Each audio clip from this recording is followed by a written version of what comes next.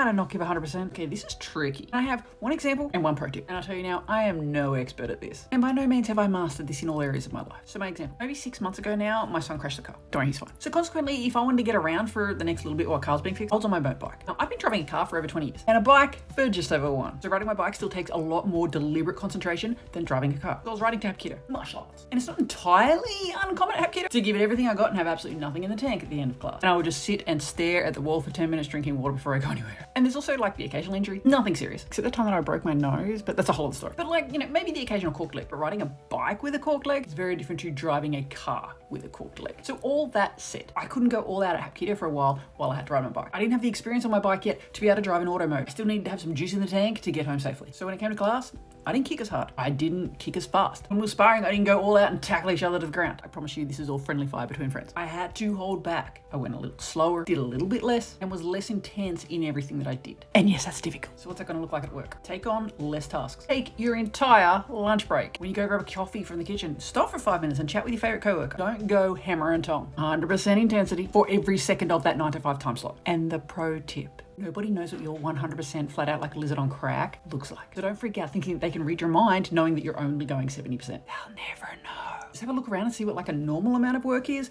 Do that much. I used to work at a place where there was a ton of paperwork at the end of every day, and it would take me a solid 15 minutes to fill all this out. It took everyone else an hour. I could have taken twice as long and still been twice as fast as everybody else. Now, I'm not saying get lazy or complacent at your work. I'm saying do your job, but leave something in the tank for your own life as well. You are important. Your family is important. Your friends are important, and you deserve to have time and energy for all of that. Hope this helps. Follow me for more life pro tips.